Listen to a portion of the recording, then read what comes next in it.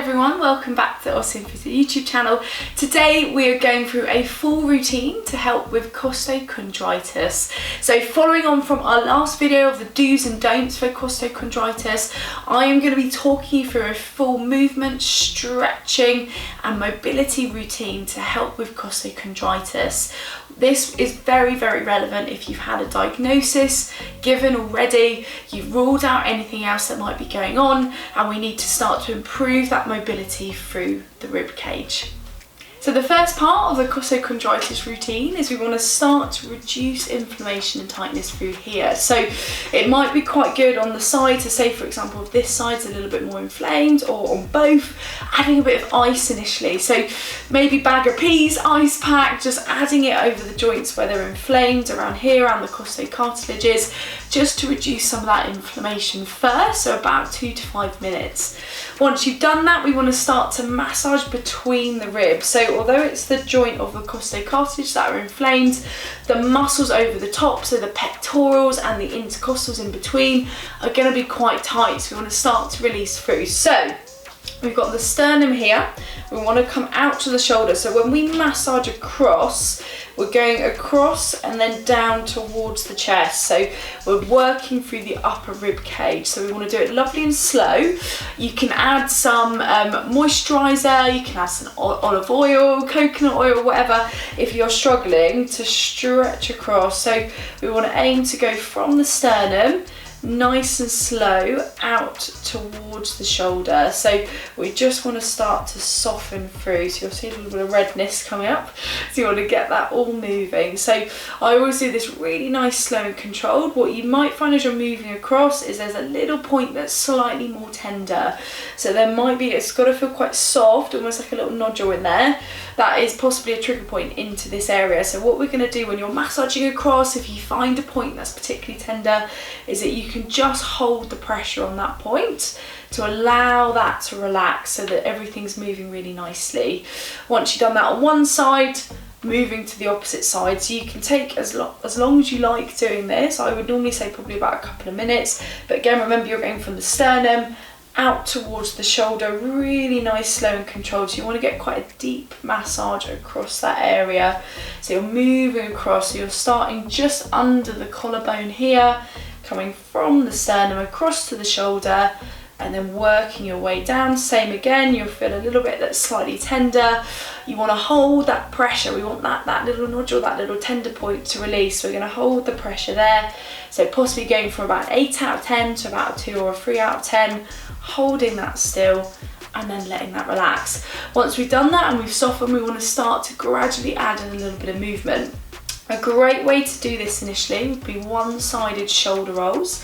What you can do with this hand is you're feeling the ribs, you're seeing how the ribs are moving. So as you're rotating and stretching the shoulder back, so you're stretching through the chest, you're moving through the shoulder, what you're actually doing with the ribs is you're tipping and opening up through the ribs. So I would aim for about 30 seconds on both sides. You might feel a little bit of clicking as you're moving, as we're opening up through the shoulder, through the ribs, but I always have the hand there just so that you can feel where it's moving into the rib cage. If you want to be really pushing it to the next level, what you can do is you can fix a rib as you stretch back. So what you're purposely doing is holding the rib down as you're stretching back. So again, you might not feel comfortable doing this. It's just as you do this, as you're fixing something, you're using that as the fulcrum, you can feel it stretching a little bit more. Same on the other side. So again, just having the hand passively there initially. We're rotating the shoulder back, so we're stretching up through. Again, don't be worried if you can feel it kind of clicking and grinding as we're moving, as long as it's not painful. It's where you're opening up through the shoulder as well as the rib cage. And again, like I said, if you want to really stretch, you can fix the rib down with one hand and stretching the shoulder back. So you'll feel it stretching across and then moving the hand down as we stretch into that area. Once you've done that, we want to start to move through the ribs a little bit more, through the upper thoracic cage, so thoracic spine, getting that all moving. So what we're going to do is cross the arms over, and initially we're going to keep it quite a small rotation. So what you will inevitably do with the rotation, because it's quite stiff through that upper back, is that you will feel like your lower back's moving as well. So it's going to be the whole area that's moving. So we're kind of moving side to side. Then what we want to start to do is exaggerate that rotation a little bit more. So having the arms out in front, we're going to really stretch around. So we'll feel the ribs moving as we do that. Trying to keep the lower body still, but again, it's quite a hard thing to do. So we end up moving the whole spine, but as long as the feet are planted, we're fine. Aiming for about 30 seconds through there. Once we've done that, we want to then go into a side bending. So even though the pain is typically around the front, we want the whole of the rib cage moving. So we're going to lean over to one side. So initially just having hands down by your side, we're stretching around the side of the ribs, holding that there.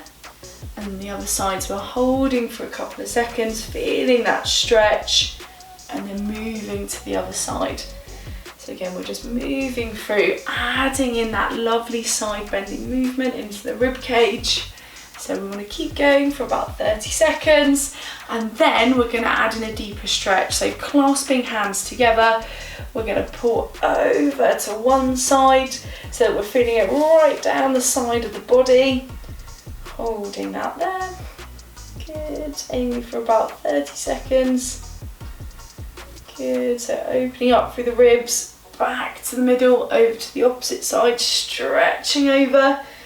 So it's bizarre. I always remember when we treat the ribs in clinic, it's you want to look at the whole of the rib cage. It's not just where the pain is, because different areas can predispose tightness in certain points, which is why the pain's there, but there's tightness elsewhere. So that is why method in the madness, moving through everything.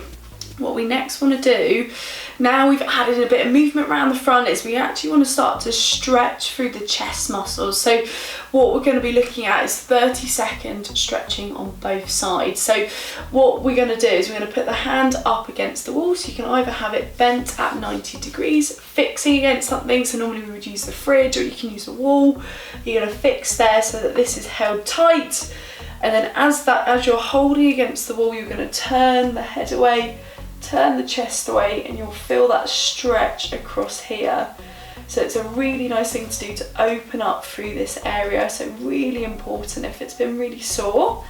And again, we want to hold that for 30 seconds. So you can choose whether the arm is straight or bent, depending on how you're feeling into your shoulder as well. You would then relax, and we do the same on the other side. So again, lifting up, either at 90 degrees, this bit fixing against the wall, or having it straight, again, whatever feels more comfortable. When that is fixed, what we're going to do is turn the head away, turn the chest away, and we'll feel that stretching around the front of the chest. And again, holding that for about 30 seconds, so just letting that all relax through there.